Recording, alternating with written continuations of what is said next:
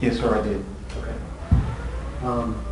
And I know that there are many facets to your investigation, but you understand for today's purposes, we're focusing on the parts of your investigation around his mobile telephone, right? Yes, sir. So I'm going to try to direct your questions to you in that area.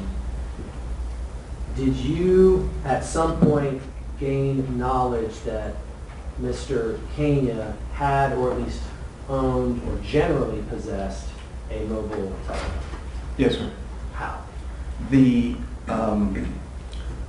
conversations Trooper Sergeant Collins and Sergeant Collins and Trooper Leventhal had interviewed. I did see a shawl at the fraternity house when I was there also. I was not in the vehicle when they spoke to him, but speaking to them after that interview and then learning about what happened with the phone the night of the wreck or the morning before the wreck, we learned that there was a phone that Mr. Kania had at one time that was taken from him. Okay. And then did you gain information about sort of where that phone went after it was taken? Yes, sir. At some point it was returned to Mr. Kania's friends from home, which was Alex Pugh and Josh Hall. And then did you gain any information about where it went from there? Yes. Trooper Foster found out at the hospital that the guys were bringing it to Chandler at the hospital. Okay. Trooper Foster conveyed that to you? Yes. And would it be fair to say at that point that was an understanding that he had? Yes. Yes.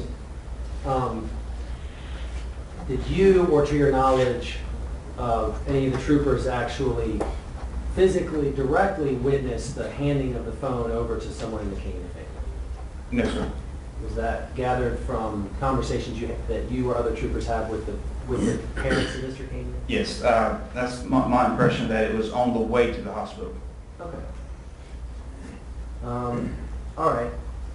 And did you at some point participate in the drafting of a search warrant to obtain that cell phone? I did.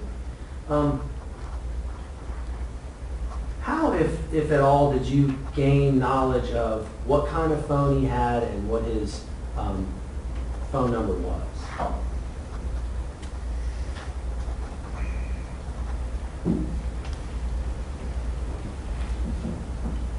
I don't remember how I don't know who told me that day or somebody saw it or what it was, but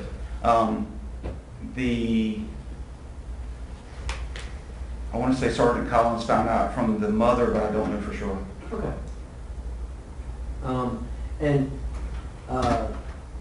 So if you, when drafting the search warrant, included specific information about what kind of phone it was and the phone number, would you have gotten that from other troopers? Yes.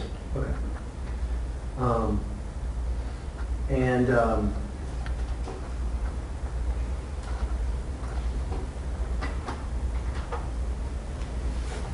Did you at some point investigate who was the actual owner or subscriber that was responsible for, financially responsible for that iPhone? Later on, when we sent a subpoena to Verizon for the Verizon's records, the subscriber info came back and it was on the account of Michael Kania. Okay. But to the best of your knowledge, did you know that before or after y'all got the phone? If you don't remember? I don't remember. Okay. I don't know. We were doing a lot of search warrants that weekend. I don't remember at what point that search warrant before the other one. Okay.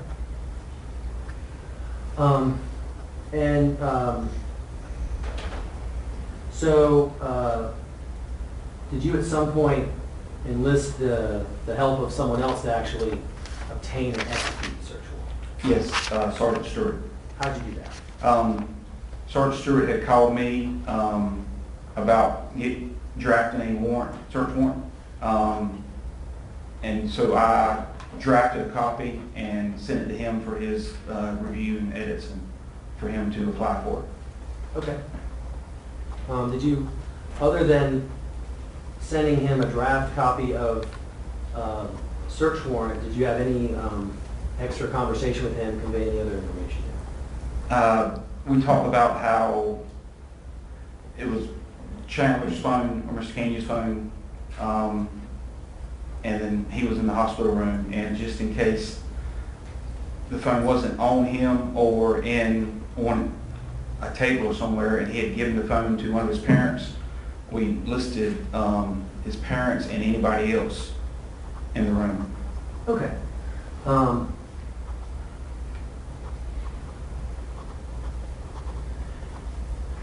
And so, it may seem obvious, but can you explain why you decided to include parents or others in the room?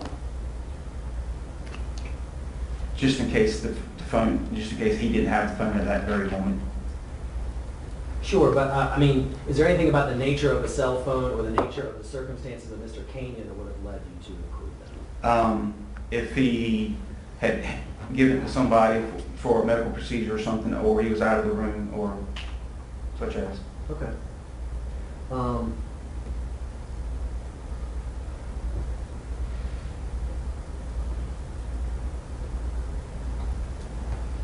And so, as far as investigation of relating to the obtaining of a search warrant for the phone, did you do anything else as part of that part of the investigation? No, sir. I emailed Sergeant Stewart, talked to him on the telephone, and then Sergeant Stewart took it from there and applied for it.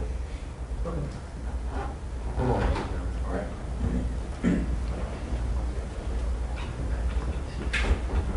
Nothing further on your end. Okay. Cross. Thank you, Your Honor. Good morning, Trooper Trueblood. Good morning, sir.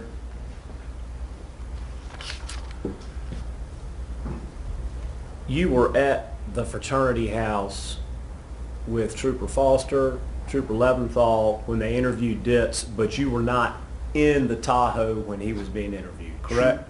Trooper Foster wasn't there. It's just Trooper Leventhal, And Sergeant Collins. And Sergeant Collins, I'm sorry. I'm sorry, who was there, please? Trooper Foster wasn't there. That's correct. Sergeant Collins, Trooper Brian Leventhal, and myself. But you weren't part of the interview, right? You weren't part of the interview? No, sir. What were you doing, what kind of duties were you doing if you were at the fraternity house while they were interviewing him? Making notes. We had just left the scene, and as we were asking for people to come out of the house, they would talk to me for a minute until and sit with me until it was their turn to speak to the troopers. These are potential witnesses that you would talk with before they were going to do a formal interview? Yes. Did you take any notes in regards to those Oh, talks? no, not like talking about the case, but just saying, hey, just wait here, they'll be done in a minute. Just some small talk to Yes. pass the time. Now, when did the subject of an iPhone, Chandler's iPhone, when did that first become apparent to you that, hey, there's an iPhone out here that we may need to get? When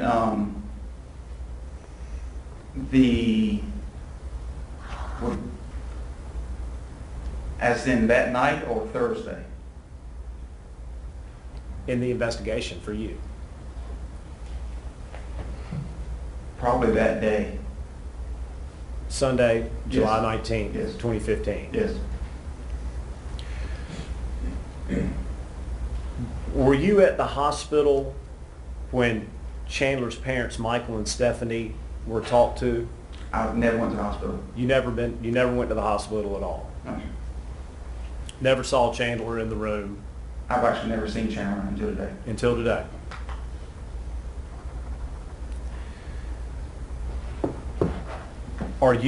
You're the person that initially drafted the application for the search warrant? Yes, sir. I drafted, yes. You drafted the application. Did you draft the probable cause affidavit for the search warrant? Yes, And you emailed that to Sergeant Stewart. yes. Do you know if he made any corrections to it? I do not, You don't know? no, sir. I didn't, when I saw it, I didn't notice any corrections, but I don't know for sure.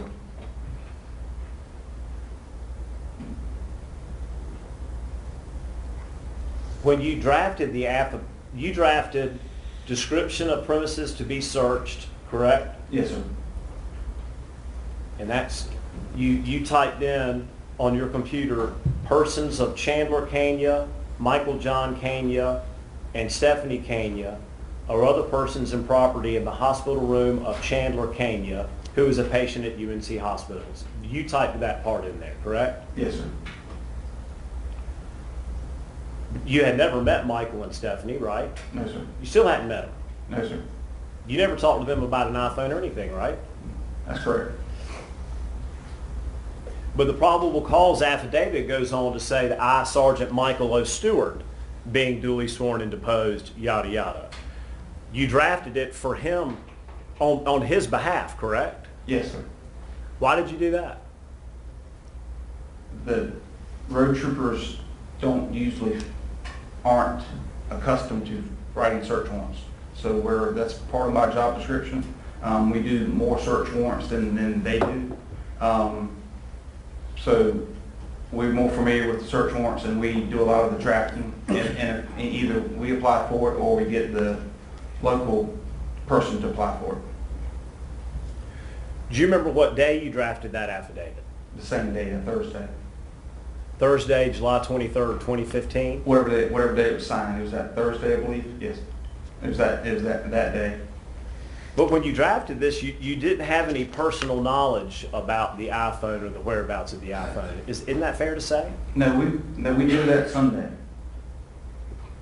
From you speaking with other troopers Yes. about their investigation? Yes, and then I talked to Trooper Foster 2 or 3 times that week.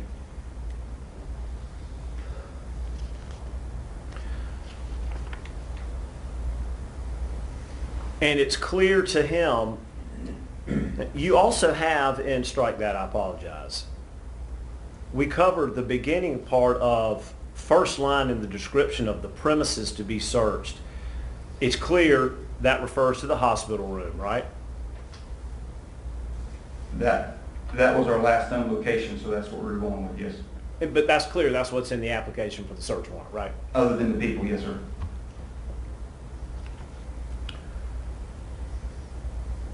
You also have in part of the probable cause affidavit for Sergeant Michael Stewart to sign that the iPhone has since been returned to him. Does that mean returned to Chandler? Yes. Where did you get that information? Based on the information that we got on Sunday that the phone was on the way to him. Was on the way to Chandler. Yes. Because I had just explained that Aditya Shaw had the phone, so I felt like I had to say the phone had to get back to him, otherwise we'd be looking for Aditya. And you were assuming the phone was going to go back to Chandler at the hospital. Since it's his phone, yes, sir.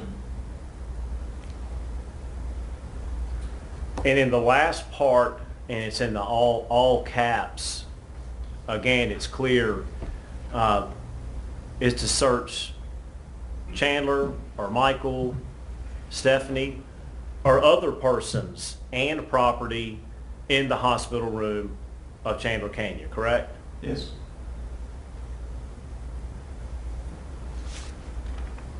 Is there anything in this affidavit, in the document that you typed and emailed to Sergeant Stewart, that gives a reason as to why Michael John Kania, Chandler's dad, would have the phone?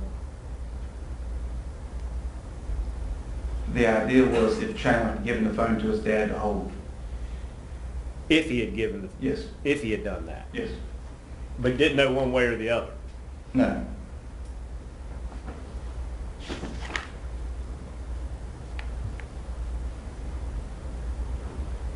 I'd have just 1 second, Your Honor. All right. And I'll be as brief as I can.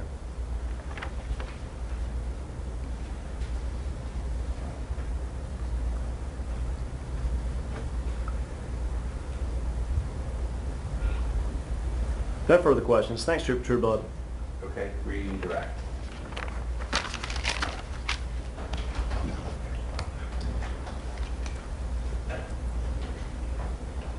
Briefly, can you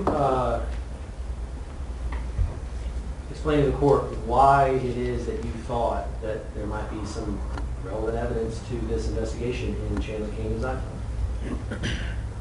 It gives a unbiased view of the evidence, as far as it's not what somebody remembers, it's not what somebody said. It's it backs up, either supports or refutes conversations you've had with witnesses. It's an unbiased evidence. And then also anybody else that we could talk to that we didn't know at that point would know something about what had happened before the crash. And just pretend for a second, I think you're assuming we all know, and maybe we do, what tends to be in iPhones or smartphones.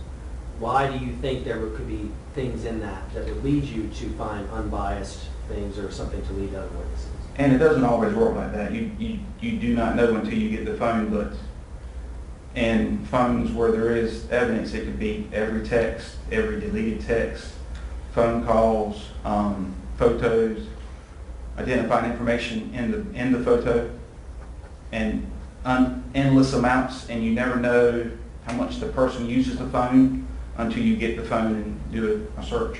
Okay, but prior to getting the phone, did you have some reason to believe that those things could be on it? Yes, possibility, yes.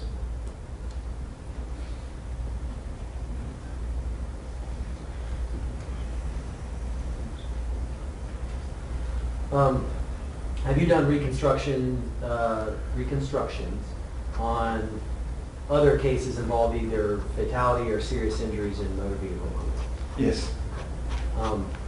Is it common or rare for you to seek this type of evidence from the suspect's mobile telephone? Very common. No further questions on reading. All right, recross. Briefly. You just used the word possibility. There's a possibility that there could be relevant evidence on the phone, right? Yes.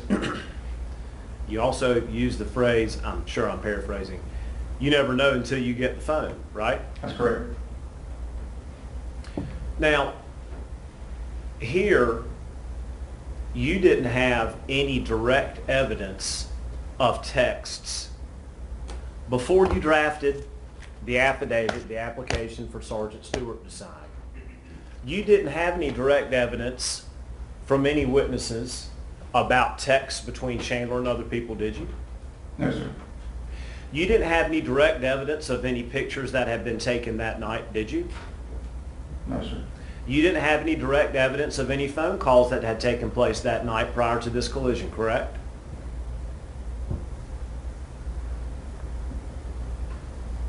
There was phone calls mentioned in the interviews. You weren't part of those interviews. No, sir, but they're recorded and I listened to them. No further questions. All right, thank you, sir. You can step down. I'll call Sergeant Stewart. Okay.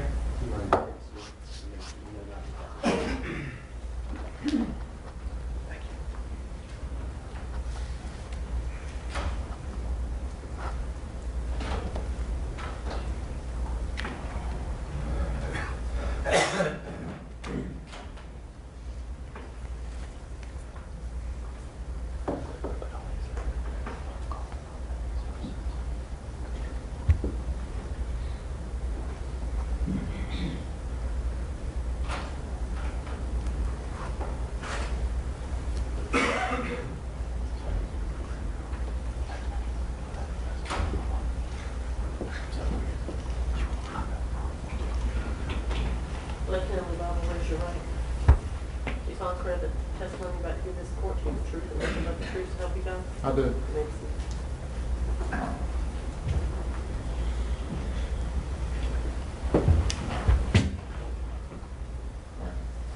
Sir, please state your name and occupation for the court.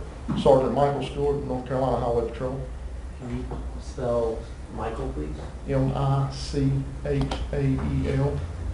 Stuart. Okay. How long have you been with the Highway Patrol? 14 years. Was that your entire law enforcement career? Yes, sir. Okay.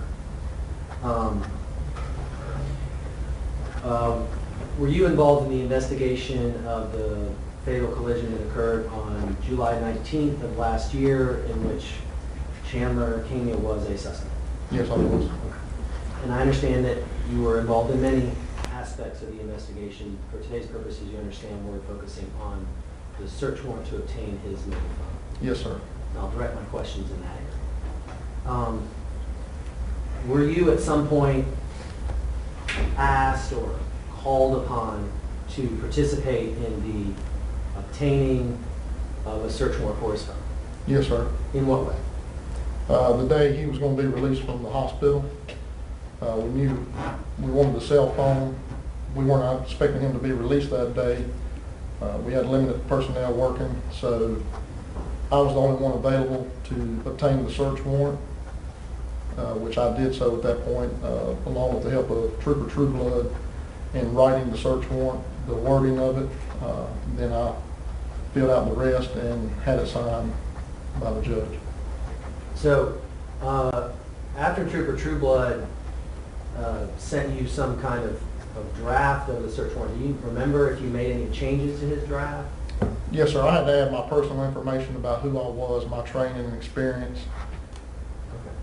Okay.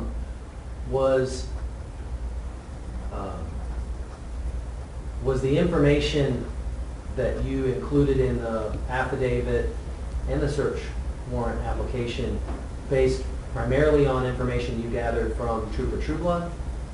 It was information from him, also Trooper Foster throughout that week during the investigation of that, and Sergeant Collins, based on information as a supervisor, me overseeing the investigation of the crash, information I had relayed to me from them, which was on the affidavit and the search warrant to apply for it. Yes, sir. So the information that was in the draft from Trooper Trueblood contained some substantive information about the investigation, right?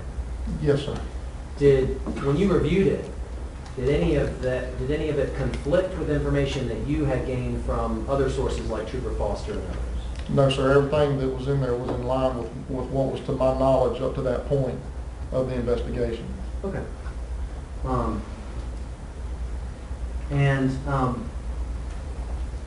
You mentioned that you sought to execute this warrant on the day that he was to be released. Can you explain why that might be important? Well, we didn't know where he was going once he got released. I knew he was coming here for his first appearance. But from that point, we didn't know, so knowing we wanted to get the cell phone to search it, we wanted to get it then. Because based on our knowledge to that point, the cell phone was still there with them. Okay. And so did you go to Judge Bador to get this, to request that he sign this search warrant? Yes, sir, I did. Okay. And did you swear to the facts outlined in the affidavit? Yes, sir, I did. Okay. And that was based upon partially your direct knowledge of the investigation and partially what you learned from other troopers, including Trueblood and Foster? Yes, sir, that's correct. Okay. After you got the search warrant, what did you do next? After I had it signed by Judge Bador, Yes. I went to UNC Hospital, to the hospital room where Mr. Kania was, along with his parents. Okay. With as much specificity as you can recall, describe what happened when you went into the hospital room and served it. When I went into the hospital room, I introduced myself. I told them that I had the search warrant for the phone. The mother and father, the father was talking more than anybody. They were searching for the phone, I guess, why I let him see a copy of it to read it, And he said, yeah, that like was no problem. They searched for it. The mother was looking for it. After a couple of minutes, they said, well, we must have left it at home in one of our trips back and forth from the hospital. Father was very much like, well, can we get it for you? Do we need to bring it back to you? At that point, I said, no, we'll have somebody come get it from you in Asheboro. in Randolph County.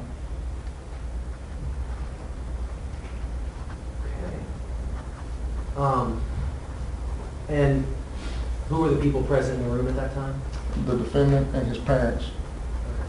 Was, did Chandler Kania himself at that point appear to you to be kind of mentally in the room as well? Did it appear to you that he was aware of what was happening? Yeah, he seemed to be awake and alert, coherent.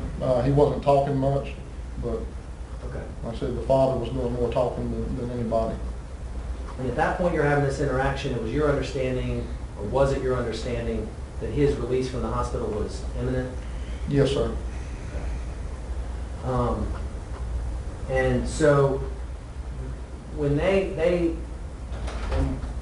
do you remember if the offer to go get it and or bring it to you was made by dad or mom? It was Mr. King. Okay.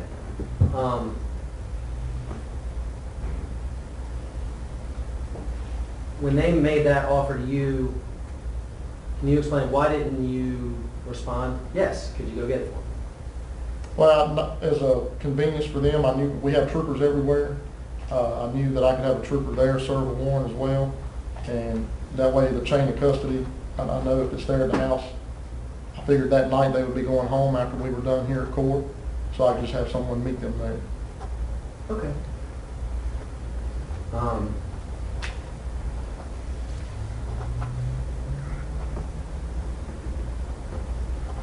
One moment, please, Your Honor. Okay. So you told them that you could have another trooper from Asheboro go pick it up down there? Yes, sir. Okay. And is that because, had they indicated to you that their plan was to be back down in Asheboro sometime later that day? Yes, I mean, I had asked them if they were going back home, which they figured they would once we got done at court that afternoon. Okay. So what did you do next as far as the search warrant? Well, once we had to wait a while for him to actually be released from the hospital. Once we came to court, we were here till I think it was after 5 o'clock that day. So when I got done and I knew they were going home, I contacted the supervisor for Randolph County, the highway patrol supervisor, to let him know what was going on and see if he had somebody available that could do that for me to go serve the search warrant to get the phone, which he did. And of course, I needed to get the search warrant to him. So I had an Alamance County trooper just basically do a relay to take the search warrant to Randolph County for the trooper Hazelton, so he would have the search warrant in his possession. Okay. So did that happen? Yes, sir, it did. Do you remember the name of the Alamance trooper? It was Trooper Mitchell. Okay. So did he come to you and get the warrant from you? Yes, sir, he did. I believe he actually came to my house. Okay.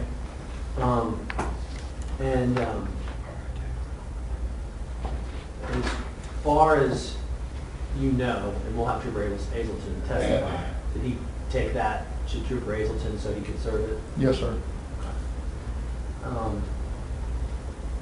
And then how, or if at all, did the phone eventually come back into your possession? Well, I contacted Trooper Hazelton when I knew he was going to be the one doing it, and I gave him Mr. King's telephone number so that he could make contact with him to know when he would be at home.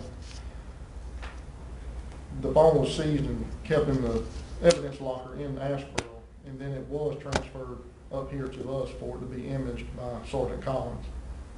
And then it was returned back to Asheboro to be returned to Mr. King at their residence. Okay.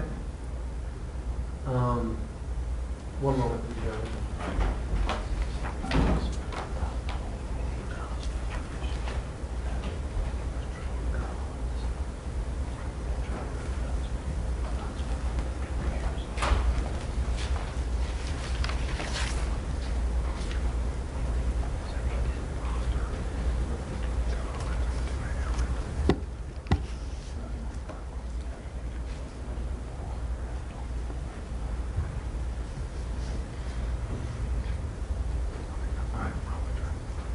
No further questions on that. All right, cross. Thanks, Your Honor. Good morning, Trooper Stewart. Good morning, sir.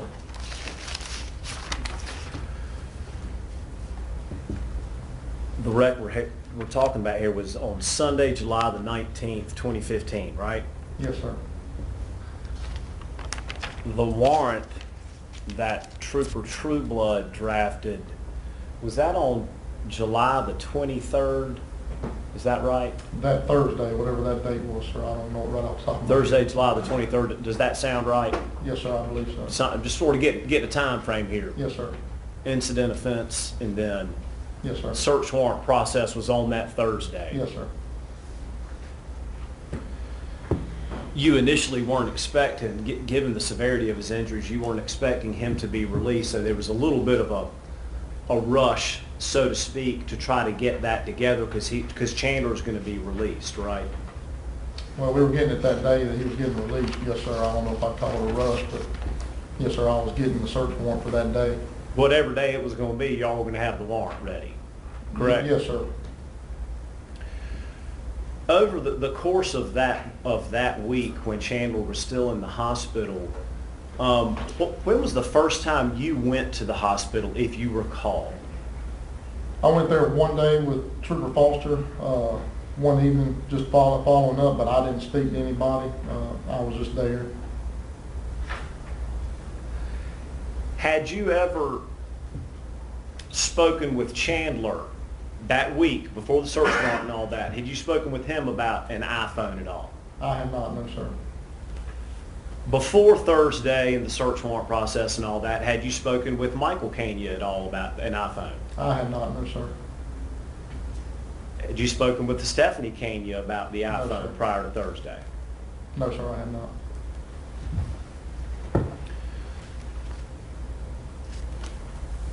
Did you, I'm assuming based on your testimony, you did help Trooper Trueblood draft the affidavit, is that right?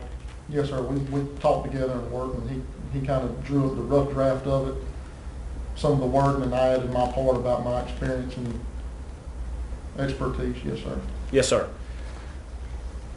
You went to the hospital. Do you remember what time you went to the hospital on Thursday, July the 23rd, 2015? I don't recall the exact time I got there. No, sir. Was it afternoon? I don't recall, sir. When you got there, you spoke with Michael and Stephanie Kania, is that correct? Yes, sir.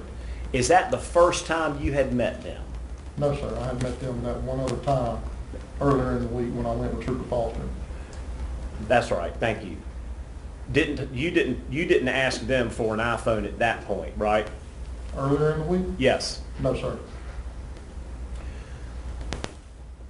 You and Trooper Trueblood worked on the affidavit. You yourself went to the Honorable Judge Badour to have him sign off on the search warrant, correct? Yes, sir.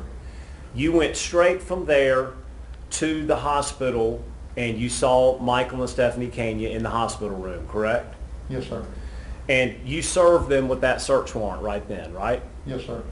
And based on you handing them that warrant, they started looking around for an iPhone, right? That's correct. And you literally handed them the search warrant, right? Yes, sir. I offered him a copy to look at if he wanted to review it. Yes, sir. After they looked around for a little bit, it became clear it wasn't in the hospital room, right? That's what they said. Yes, sir. You learned that they would be heading back to Asheboro at some time and you'd figure out how to get it in Asheboro, right? Correct. And so your process was you got in touch with a Trooper Mitchell, I believe, in Alamance County, right? After I talked to the trooper in Randolph County, yes, sir. Talked to the trooper in Randolph County. Is that who gave you the name of a Trooper Azelton? Now, I talked, his supervisor did, and then I talked to Trooper Hazelton. Then you personally spoke to Trooper Azelton? Yes, sir, I did. And he said he would handle serving the search warrant on the Kanias at their home in Asheboro. Yes, sir. Trooper Mitchell, he came, did he come to meet you so you could hand him the warrant? Yes, sir. He took that warrant to Trooper Azelton, correct? Yes, sir. Same day, Thursday, July 23rd, 2015. Yes, sir. And took that to the Kania's personal residence in Asheboro, right? As far as I know, Trooper Hazelton did, yes, sir.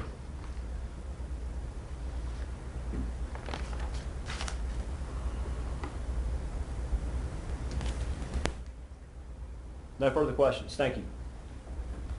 Redirect. Couple of questions.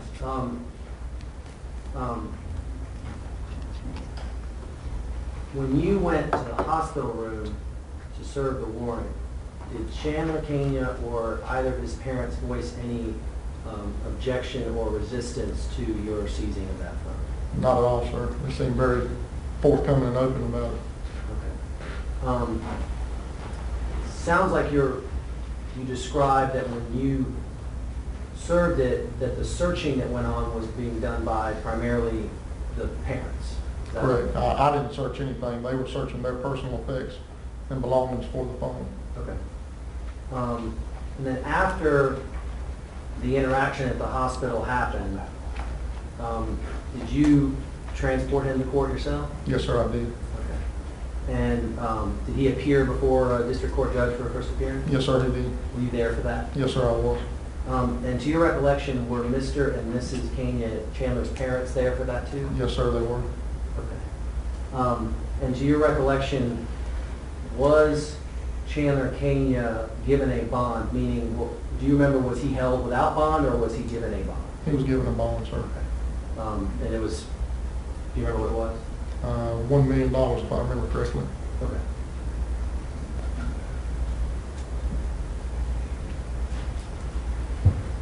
Nothing further. Read cross. No, sir. No further questions. Thank you, sir. Can step down. And Trooper Aitken.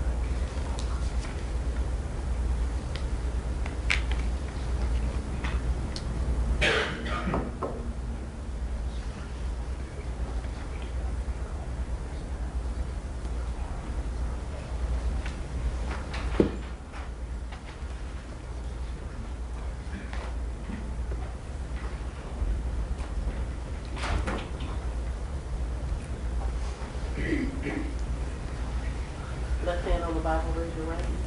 Do you solemnly swear the testimony about you give this court to be the truth and nothing but the truth to help you God? I do. Let's see.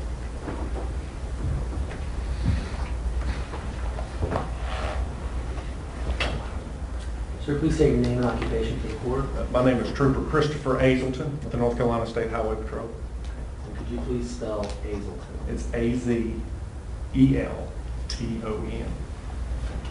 And how long have you been with the Highway Patrol? 23 years. And is that your entire law enforcement career? No, I spent a year and a half with the Guilford County Sheriff's Office. Okay. And July 23rd, of last year, where were you stationed out of? At that time, I was stationed in what we call Troop D District 6, which is Randolph County. Okay. And have you moved to a different county since? Yes. Just recently? Yes. Just this week. Yes, sir. Okay. You in Alamance now? Yes, sir. Okay. Were you requested by someone at some point to participate broadly in the investigation of the State v. Chandler Michael Kania, specifically having to do with the service of a search warrant? Yes, sir. Sergeant Stewart. Okay. And did anybody act as an intermediary before you had Yes. direct contact with Sergeant Stewart? No, Sergeant Stewart and I spoke directly on the phone. Okay. But I guess, do you know how Sergeant Stewart knew to call you? I don't know, sir. I do not. Okay, so what happened when he called you? He called me and asked me to, he advised me that there was going to be another trooper relay a search warrant from Orange County, and I was to meet that trooper on NC 49 at the Randolph-Alamance County line. Okay, and did you do that? I did, yes, sir. And did he give you something? he gave me the search warrant, and on that search warrant was another piece of paper that had a phone number for Michael Kania. Okay. And so what did you do next? I went ahead and called that cell phone number and received a taped voicemail that advised that that was Mr. Kania's phone, and I left a message. Okay. What happened next? A few minutes later, I did receive a call back from Michael Kania, and I advised him that I had a search warrant for the phone, and then I needed to come to his residence and procure that phone. Okay. How, if at all, did you know Michael Kania before this date? I don't know the Kania family personally, but I actually live in the same roundabout neighborhood, maybe a half a mile north of where they live. Attended a church that most of the community knows the Kania family. Okay. So he called you back. You said that you were going to be coming to his house to get the phone. What happened next? He asked me if I could give him a little time. I think he placed it in the words that they were going to back it up, and it was going to need a few more minutes to finish. Did you feel or voice any objection to that? I did not. And so then what did you do? A little while later, when I say a little while, I'm going to estimate from 45 minutes to an hour later, Mr. Michael Kania called me back, and I proceeded to the house. Okay. The Kania residence there in Asheboro. Okay. Tell us with as much specificity as you can recall what happened when you got to his house. I pulled in the driveway, exited my vehicle, and I was met outside by Mr. Michael Kania out in the driveway. He and I spoke. I mean, obviously,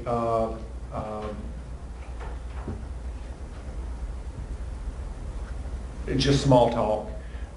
At some point, maybe 10 or 15 minutes later, he turned around, went and got the phone for me, came back, we went over the search warrant, and I gave him a copy of it, obtained the phone, and left. Okay. So to the best of your recollection, as far as going over the specifics of the search warrant, that occurred after he went into the house to go get the phone and bring it out to you? To the best of my recollection, yes. Okay. And did you ever leave the driveway of his home during any of this interaction? Just to leave. Prior to getting the phone, did you leave his driveway area? No, sir. Did you go into his home? No, sir, I did not. Or onto the front stoop of his home? No, sir, I did not. Did you ever knock on his door? No, sir.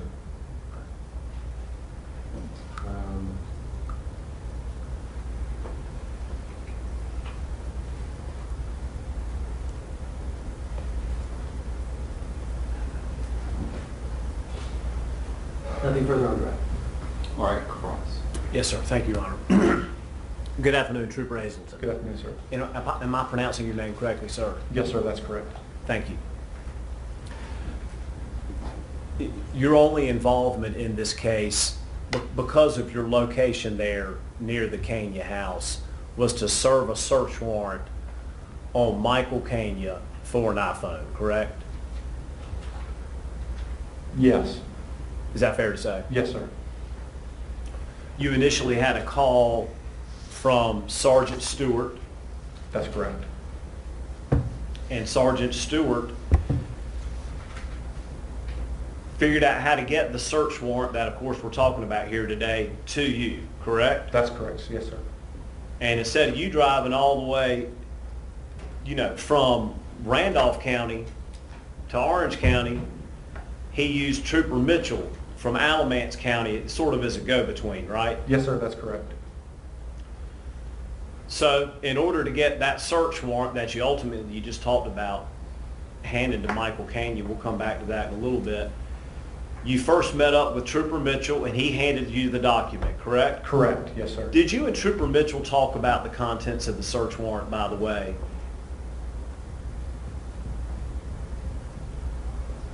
I don't believe we did. Okay. I believe that I actually opened it, looked at it, but as far as a conversation with Trooper Mitchell as to its contents, I don't believe that was a conversation that took place. Your conversation with Trooper Sergeant Stewart was your job is to serve this search warrant on Michael Kania at their home in Asheboro, right? That, and once I obtained the phone, was to enter it into evidence. Yes, sir, then to enter that into evidence.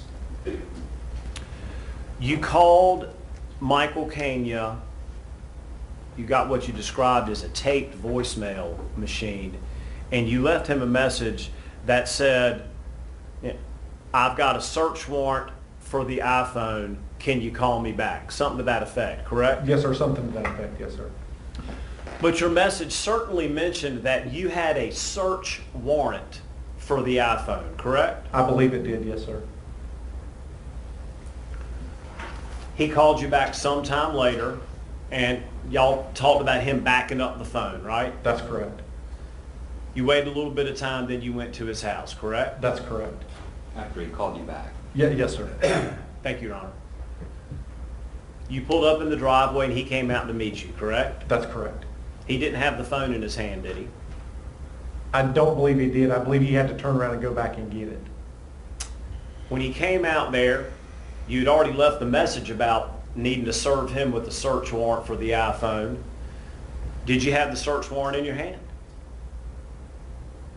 I believe I did, yes, sir. You're standing there with him in the driveway. He came out to meet you. You got the search warrant in his hand for the iPhone. Based on that, he went back in the house, got the iPhone, and then came back out, correct? That's correct. No further questions. Thank you, sir. Redirect. Just one brief follow-up, I believe, Your Honor. Have you since, meeting today, had a chance to look at the copy of the search warrant that's in the motion that was filed today? Yes. Did I show you a copy? Yes, sir. Okay. Does it appear to be the same search warrant that you received that day and that you've been talking about? It does appear to be the same, yes, sir. No further questions. Recross. No, sir. Thank you. Thank you, sir. Thank you.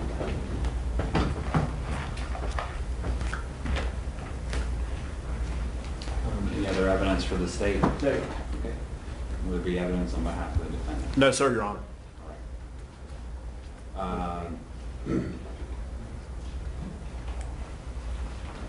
All right, then I'll be happy to hear from the defendant. Yes, sir, Your Honor. Thank you. Thank you very much. Of course, Your Honor, we are asking you to suppress the search and ultimate seizure of this iPhone under basic, what I would consider to be black letter law principles here. We've got a search warrant that clearly, aside from the issue of, I think what it really comes down to is the home being searched in Asheboro, Michael Kania being searched in Asheboro, is clearly outside the scope. As you pointed out earlier when I was going on and on about questions, 4 corners of the document. That's what we're talking about here. The law's clear on that. 4 corners of the document. This is to serve, well, you know, albeit it was to serve a lot of people. Chandler Kania, Michael John Kania, Stephanie Kania, or other persons, but it's clear it's in the hospital room. Well, when they found out that the phone wasn't in the hospital room, they figure out they need to serve it in Asheboro. That's where the phone is. Well, that's the fatal flaw. I mean, that's just the fatal flaw here, is you can't serve somebody with a search warrant for a hospital room in Orange County in Asheboro. however far Asheboro's, I've been there many, many times, but I don't know how many miles it is. You clearly can't do that. And that's, when you boil it down here, that's the problem here. Now, I imagine Mr. Neiman is going to argue, well, it looks like because Michael and Stephanie Kania, because they were being so polite and cooperative with the troopers involved here, that they were just going to consent and give that phone. That's not going to get it, and the case law does not. It's contrary to that position. But briefly on the facts, and then I will stop, Your Honor, but briefly on the facts, they were never, Michael Kania, nor Chandler Kania, nor Stephanie Kania, they were never asked, hey, can y'all just get us this iPhone? You know, if you have a consent situation, isn't that what you just asked somebody for? I'd like for you to bring me this iPhone. Can we meet here tomorrow at noon? Whatever day that was. July 19th, Sunday, that's the day of the wreck. Chandler's getting released on Thursday, July the 23rd. That's when the search warrant process happens. You've got days involved there. If this was a kind of situation where an iPhone was going to be voluntarily given, where you had consent, well, why didn't how many troopers are involved in this case? Trooper Foster could have come there, Mr. Kania, Miss Kania, we'd like to get that iPhone now. We'd appreciate it if you get that. No, they didn't do that on Monday. Trooper Foster could have done it. Trooper Trueblood could have done it. Trooper Leventhal could have done it. You had 2 ALE agents working this case the whole week. They're all over that hospital room. Either one of those 5, and there's Sergeant Collins too. That makes it 6 law enforcement officers working this case from the moment it happens. Do any of those 6 go on Monday and ask for an iPhone? No. How about on Tuesday, do they go and ask for the iPhone? No. Wednesday? No. Thursday? No. There's never a conversation about it, and I appreciate these gentlemen's professionalism and candor about that. When it came time for Chandler to be released on Thursday, July the 23rd, 2015 in the evening, they got it together and got a search warrant and came to you. That part they did right if they were going to go to the hospital room. But again, the tragic flaw in this case is they are required to go back and get a warrant if they want to search Michael Kania's personal residence in Asheboro and serve him with a warrant there. And that's the problem here. And there's clearly, I just want to make sure I address it because it's my time to argue, there's clearly not consent here. There's nothing consensual about this. And Trooper Hazelton at the end, you know, if this was consensual, he would have had that conversation with Trooper Stewart on the phone. Hey, you're going to love Michael Kania. He's going to give you this phone. It's just consensual. Don't worry about it. No. It was so important to get this legal document that commands you to turn over property. They got a Trooper Mitchell from Alamance County to drive all the way here, then drive all the way back through Alamance County, and then go to Asheboro. And what does Trooper Hazelton do? He leaves a voicemail right there on the home answering machine. Mr. Kania, Trooper Hazelton, I've got a search warrant. I need to serve on you for that iPhone. Period. Michael Kania, being the gentleman that he is, called him back. Trooper Hazelton came to that driveway. Hey, really important, right? He gets out of his car with the document in his hand. That's his testimony. He got out of that car with the document in his hand that's going to command Michael Kania to turn over that property. Michael Kania, he didn't come out of the house with the iPhone in his hand. Hey, I've got this for you. Nope. He came out there. He greeted Trooper Hazelton in his driveway at his private residence. Trooper Hazelton showed him the search warrant. Then he goes back in the house and gets it. It exceeds the scope of the search warrant out of the 4 corners of that document, Your Honor. And I would urge the court to grant our motion to suppress evidence. Thank you very much for allowing me to be heard. All right. Thank you, sir. Mr. Neiman? Yes, Your Honor. Although Mr. Smith did not address it in his oral argument, in the body of the motion, they do state that the affidavit and application as a matter of law does not support probable cause for a search warrant, period. And I'll just touch on that briefly, even though it wasn't the thrust of their argument, that we would contend that there was, and I have a case here State v. Espinoza that talks about the standard review. In this case, you're reviewing essentially your own decision to issue a search warrant. But in part, it says, reviewing courts accord great deference to magistrate's determination of probable cause to issue a search warrant and will reverse only if determination is clearly erroneous. I can hand that up if the court would like to see, and I have copies for defense. I would ask the court to take as a sort of baseline where we're starting that there was at very least probable cause to issue a search warrant for that phone, and at the very least for issuance of a search warrant to search Chandler Kania and the hospital room in which he was in and other persons in that hospital room. Now, the fact that Michael and Stephanie Kania are named in it may be determinative of your decision, but I'm asking you to find that even if there was not sufficient facts stated in the affidavit to specifically, for lack of a better term, implicate Michael or Stephanie Kania as being people who might have it, there's certainly sufficient facts stated to make it a good search warrant to search Chandler Kania and other persons in the hospital room. At the time, as you heard testimony, that the search warrant was actually served, Stephanie and Michael Kania were, in fact, other persons in the hospital room. And so on that basis, at the very least, I would contend that at that point, Trooper Stewart was rightfully serving a search warrant that implicates the possibility of those two people having it.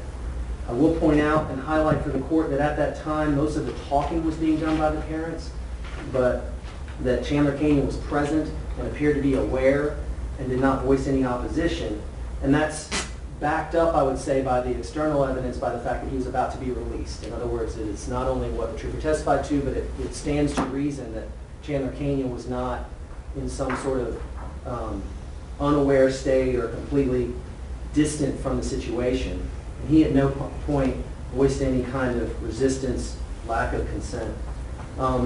Then we get to, in my research, that there is a legal distinction between a consent and an acquiescence. And I don't want to overstep that. There is a distinction the courts have made that consent means where without presenting direct legal authority to command somebody to do something, they just do it. And it does distinguish between someone saying, an officer saying, do you want to give it to me or do you want to wait for me to go get a warrant that I'm going to go get? And it does distinguish that situation, which the courts have upheld, that is consent many times, between that of when someone presents legal authority and someone simply acquiesces to that. And I'll concede that that may be at play here as far as whether we're defining this as an acquiescence or a search. The case where the court, the sort of hallmark case of what acquiescence means is a case called State v. Bumpers, in which basically officers flat out lied. And I don't know if they flat out lied, but I'll say this. The record reflects that they represented they had a warrant that at the trial court level, no evidence was presented whatsoever that they had a warrant at all. And in that case, the person who acquiesced to a search in the face of a either invalid or not present warrant was not consent at all. In this case, Your Honor, we didn't start with a patently invalid warrant. They had a valid warrant for that room that day. And when it was presented, it was valid. And I would contend it was clearly valid to Chandler Kania and other persons or property in that room. When it was presented, it was valid as to Michael Kania. And when it was presented, that's when acquiescence occurred.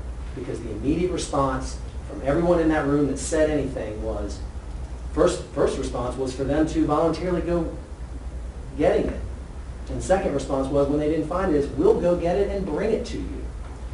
And the hallmark of my argument is simply the fact that that acquiescence was carried out at another place involving one of the exact people who gave that acquiescence, who had the authority to give that acquiescence, does not mean that anyone's constitutional rights were violated in the receipt of that. There are cases about authority to consent, and I know this, again, arguably is acquiescence versus consent, but one case I have, if the court would like to see, is Illinois v. Rodriguez, the United States Supreme Court case.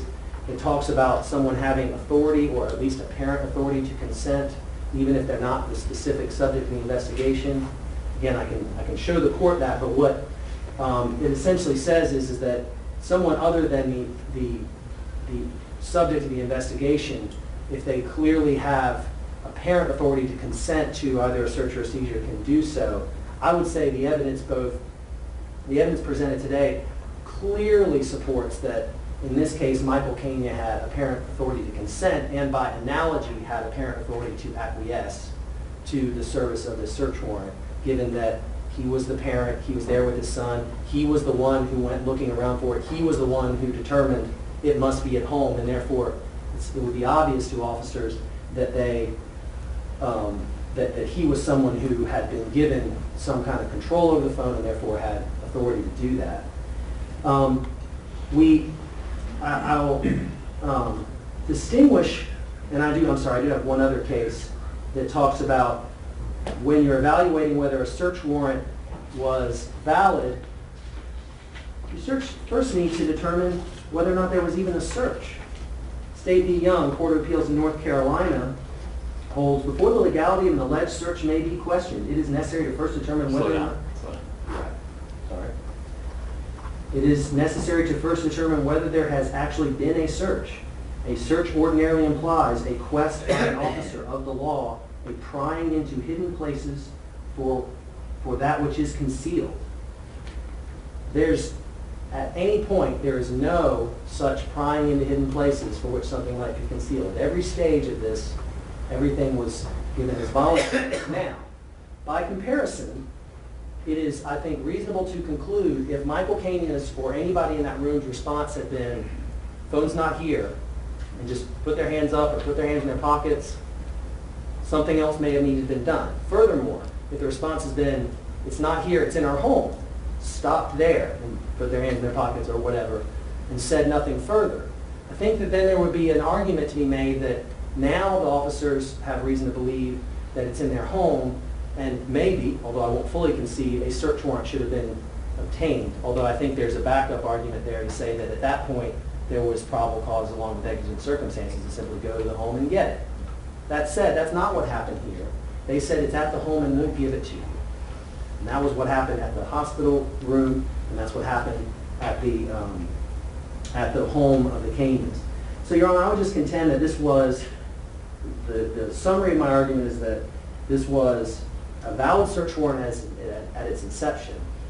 And I will say, at its inception, it was at least arguably valid as to not only all these people, but including Michael Kania, because it does say concern search Michael Kania. And so even if a search had occurred of Michael Kania at the Asheboro home, that the search warrant authorized not only the place, but all the people contained therein. But if the court finds that it's not sufficient as to Michael Kania wherever he is, a search never occurred.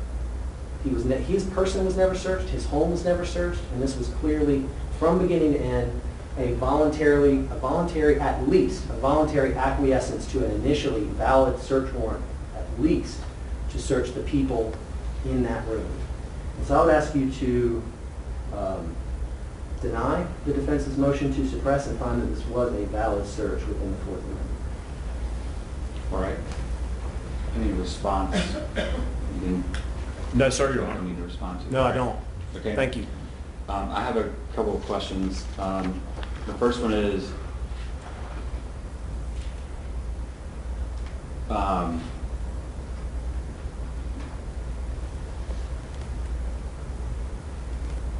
get the sense that you all believe that the search warrant was executed in Randolph County.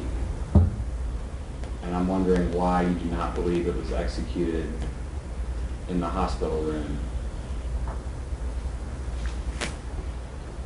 Who would you like to address that question to first? Now, if I may, I want to make sure I understand your question. Do you mind repeating that, please?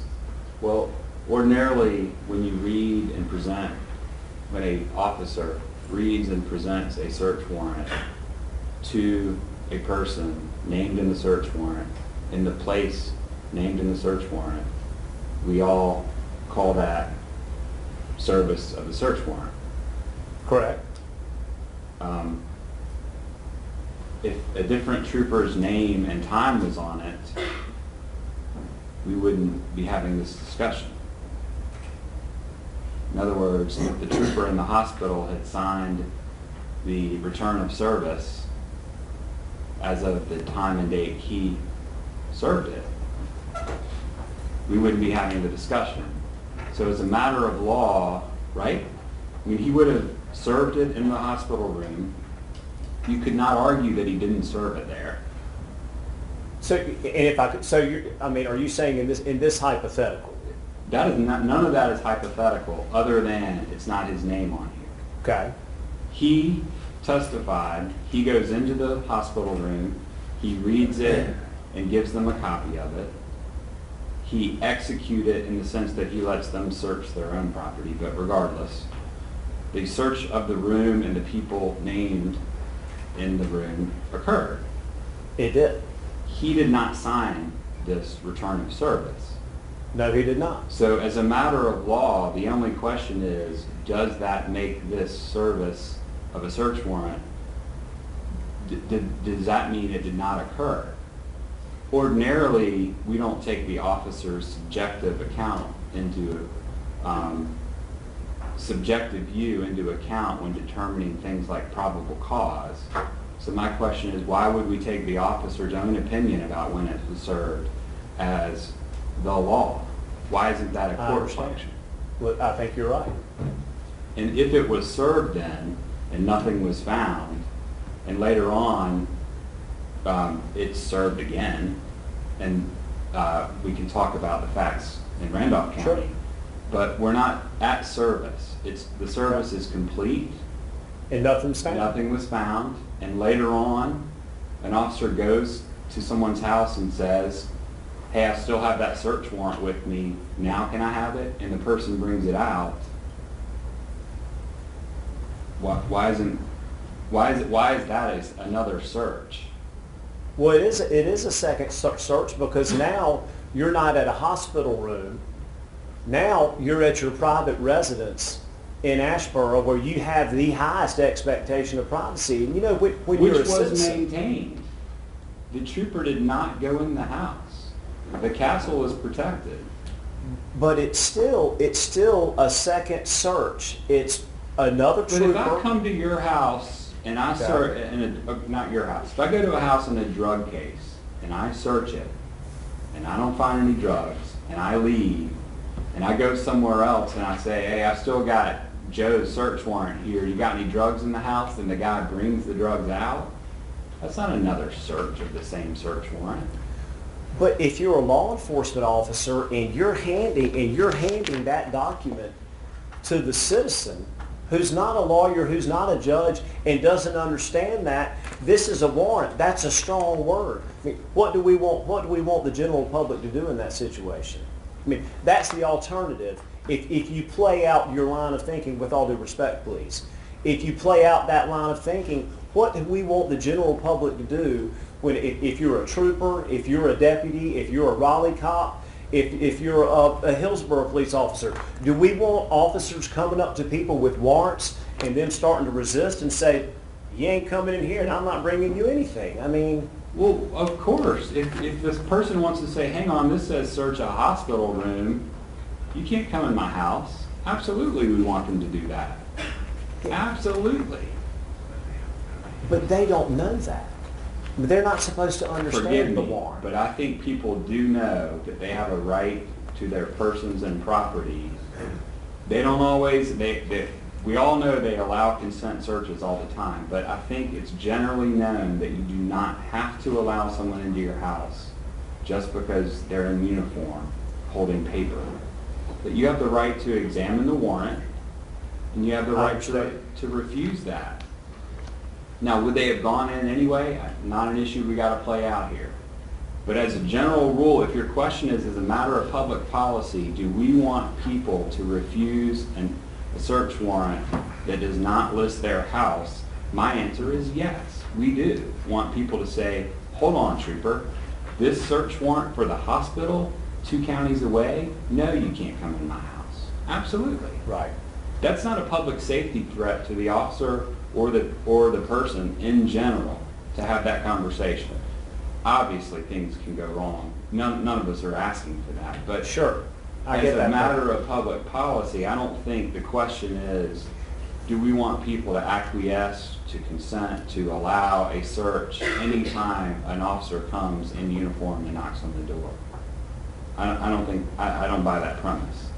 Well, I But understand. we're also beyond where my question really is. Okay. My real question is not a matter of public policy, Okay. but in this case, why do I not have the authority to determine as a matter of law that the search warrant was served in the hospital room? That's the only question I'm asking. Now, what falls from that is a separate discussion. But why can't I make that legal finding, legal conclusion? If I can't find, I'm not aware of the case law that speaks to this, and maybe there is none. That's why I'm asking the question. I don't know the answer. This is not a game. I'm asking because Sure. I don't know. Well, I don't know that I, in fact, know the answer either. But the point ultimately is the only warrant here that was for the hospital room for, we've been through it, all these people and even other persons.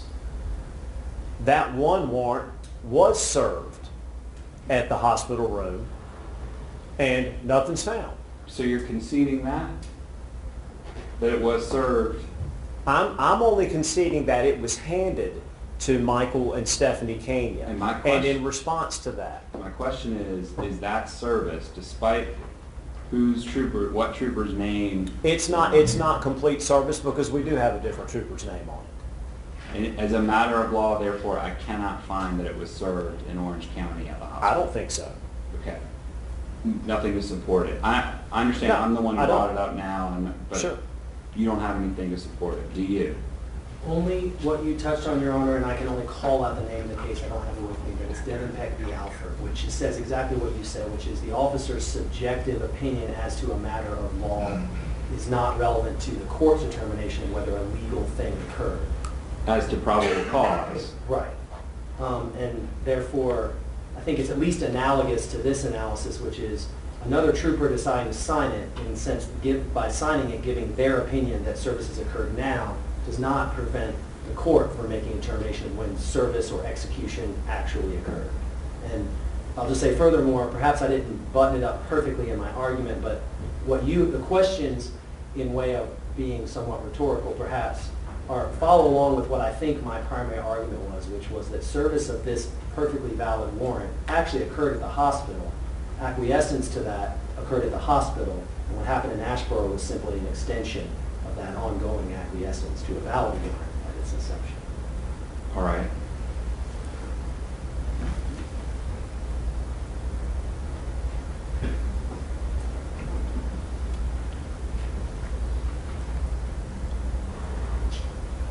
Your Honor, if I may, I'd like to address something that was brought up in sort of the side discussion that happened from your first question, if I could. Okay. We talked about the public policy of people being either resistant or compliant to police officers. I would suggest that there is also a third alternative, which is simply passivity. And we may be in a different question if Michael Kania's response, say, at the home had been, yeah, it's here, do what you got to do. And then officers had gone into his home, we'd be talking about a different thing. That's not what occurred here. He went and got it and brought it out. And I think that's important. And you touched on that. There was no invasion of Mr. Kania's privacy whatsoever, either his person or his effects or his home, when it was actually attained. And so in that, I think there are sort of three general options, two of which don't involve any type of ill-advised confrontation with law enforcement when they take an action. He chose sort of the most permissive, which is to take personal action to get it. He also could have just said, sure, do what you got to do, and he didn't do that either. All right.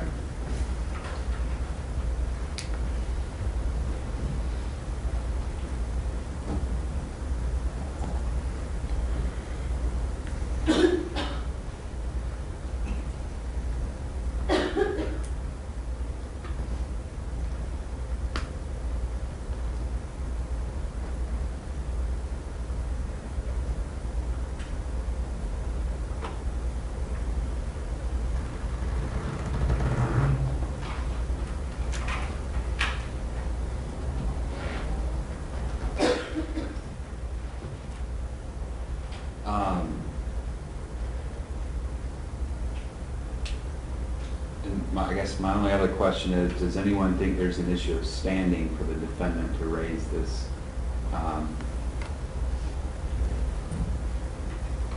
issue as to the father's actions? No, sir, Your Honor. No, sir, and if I could stand to address that standing issue. It's clear from the testimony that the law enforcement here, the troopers, knew and understood, and I asked them these questions, given Chandler's injuries and circumstances there at the hospital, his parents, and these words were even used in some of the testimony, his father would be taking custody of that phone on his behalf. They knew that, and that's why they were going with him. It's more of, and the case law speaks to, a bailment type of situation. It's clear here, in other words, that Chandler never abandoned a phone here, right? It's the opposite. The opposite's true of that, in that a phone was taken from him. His father, as his father, rightfully so, is asking for that phone to be returned to him, and the officers knew that was because it could be taken, they wouldn't use the word bailment, of course, but in the custody and control of the father on behalf of his son, Chandler. That's a bailment situation. Okay. That gives Chandler standing now to address this issue and challenge this warrant, this search and seizure. Okay. And there is some case law on, and it may be the Cook case even.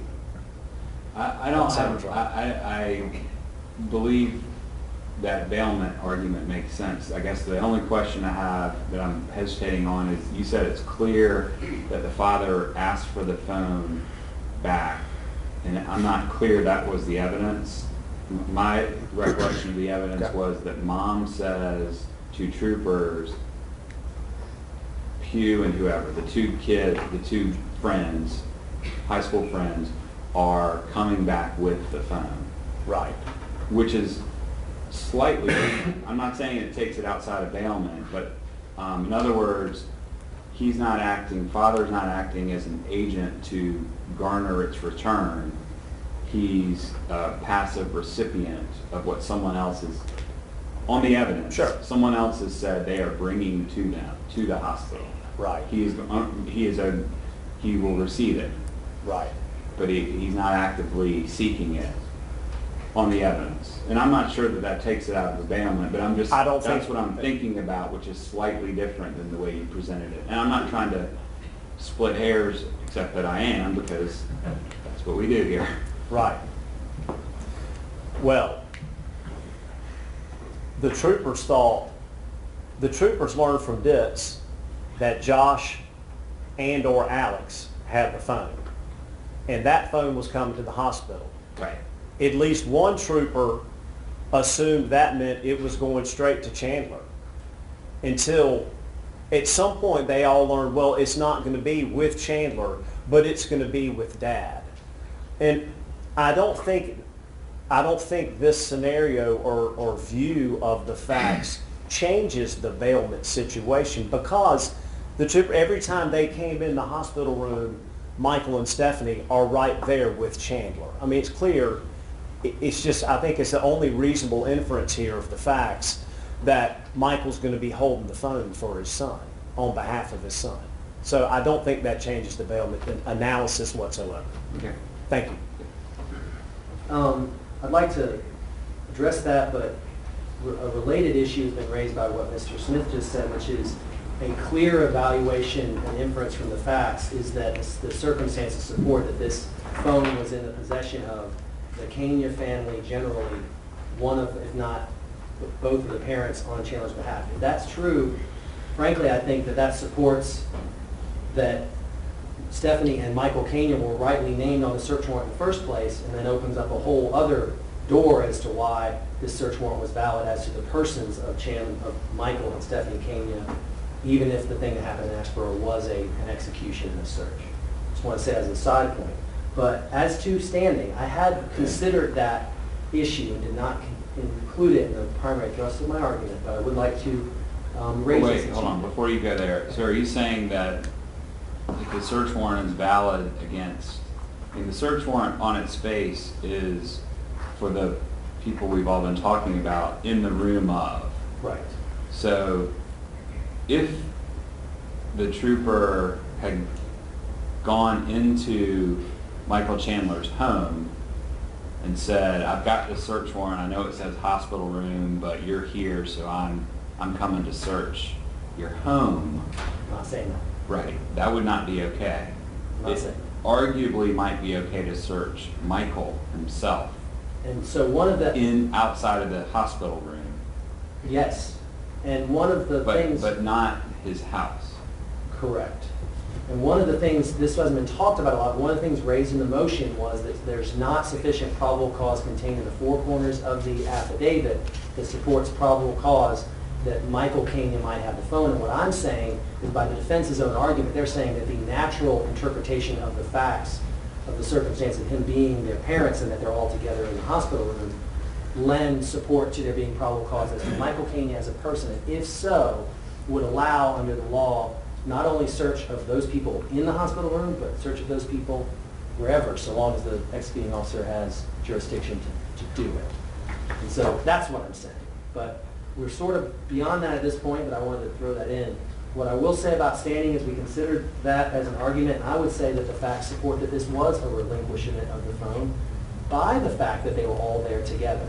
The at least clear inference from the evidence is that the phone was brought by one of his friends to the Kania family at the hospital, and that they're all there together.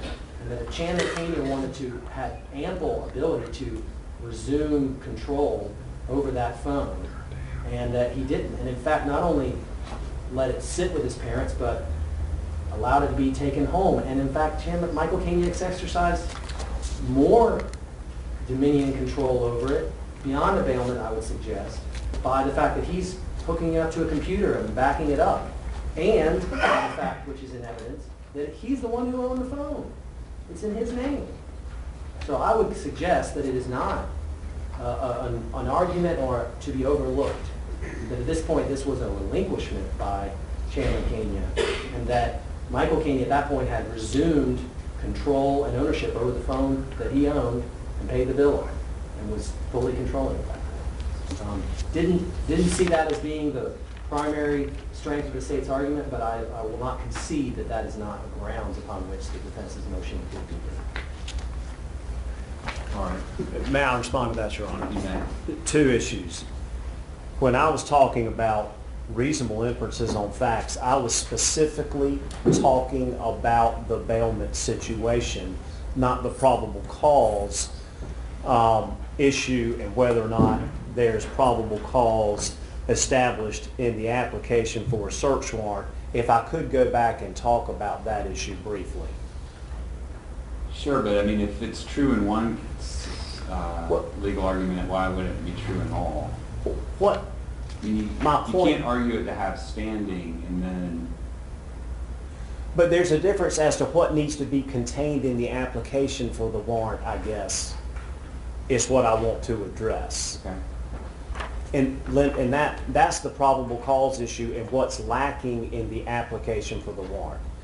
15A NCGS 15A 244, contents of the application for a search warrant. Number 3, allegations of fact supporting the statement. The statements must be supported by one or more affidavits, particularly setting forth the facts and circumstances establishing probable cause to believe that the items are in the places or in the possession of the individuals to be searched. And in the application for the warrant, when I was asking Trooper Stewart about this, he clearly puts in his application, the phone has since been returned to him, Chandler. There are no facts to establish in the affidavit to satisfy 15A 244 sub 3 that there's reason to believe there are facts that establish probable cause to believe that Michael or Stephanie Kania would be in possession of the phone. I'm not talking about what was said and discussed in the hospital room. I'm talking about just the affidavit. It's got to establish that according to North Carolina law, and it clearly doesn't do that here.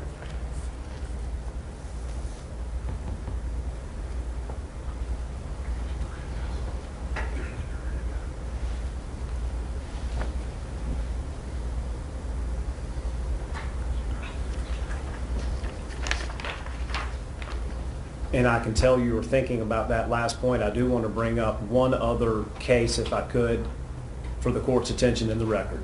Okay. It's sort of changing gears and goes back to the consent via acquiescence. May I do that now? Thank you, Your Honor. It's Okay. just a gear change, though. That's all right. This is Bumper v. State of North Carolina. It is The 391. same one he mentioned. It is. 391 U.S. 543. And on page 549 here, Your Honor, it says, when a prosecutor seeks to rely upon consent to justify the lawfulness of a search, he has the burden of proving that the consent was, in fact, freely and voluntarily given. This burden cannot be discharged by showing no more than acquiescence to a claim of lawful authority. A search conducted in reliance upon a warrant cannot be justified on the basis of consent if it turns out that the warrant was invalid. The result can be no different when it turns out that the state does not even attempt to rely upon the validity of the warrant. And there's your public policy argument. There's what we ask people to do. I don't think you've got a valid search warrant. I don't agree with that, but I'm not going to fight you, officer. You do what you got to do. That is not consent. Right. That is acquiescence, and that gets overturned when you come into court. That's what we want to happen. So Right. there's your answer to your public policy question. Yes, sir. Thank you. Yes. But again, we get back to the issue of if this is a search that occurred in the hospital room, the search is complete. The warrant is executed.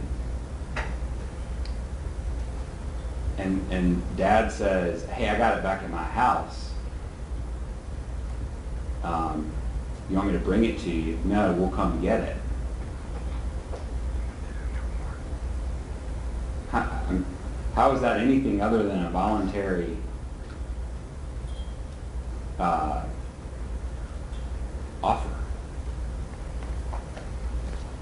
Well,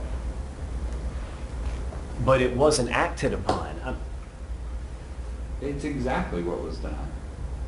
He says, Why would they go through the trouble of getting the warrant all the way through They didn't. an intermediary trooper? Respectfully, I don't think the subjective opinion of those officers about the necessity for the search warrant controls. Understood. So I appreciate that they did that. They're, I assume, trying to be as careful as they can and think that that is the way to go. Whatever. The court's analysis is not inside their heads. It's on the law.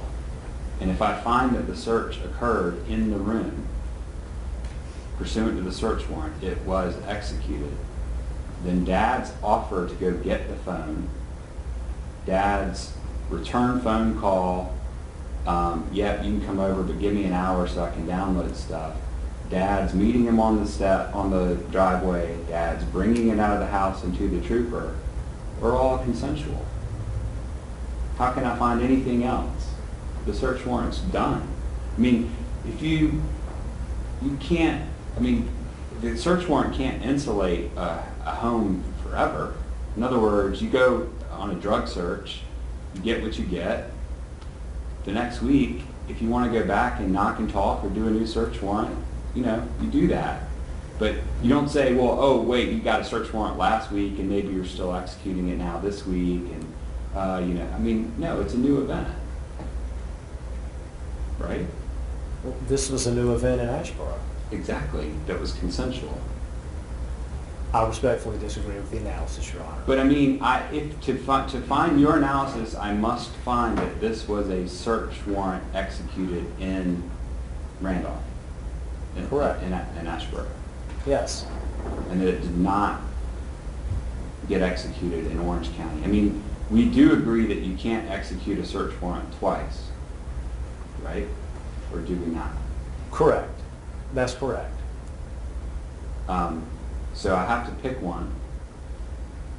And if I pick Chapel Hill, Orange County, then the analysis of what happened in Randolph County is not based on the execution of a search warrant. It may be other things, but it's not directly the execution of a search warrant. And I don't know, maybe a search warrant can be executed twice. So, you know, people run out of the house, officers find them half a block down the road, they're named in the search warrant. I think they can be searched, right? They were in the residence named, they were named in the search warrant. I don't know. All right, I'm going to take this under advisement and think about it. Yes, sir. Do we have other motions in this case, right? Yes, Your Honor. Okay. My estimation, one that is substantive in nature and will require argument. Okay. All right, well, we're going to handle that after lunch. Yes, Your Honor. Yes, sir. So,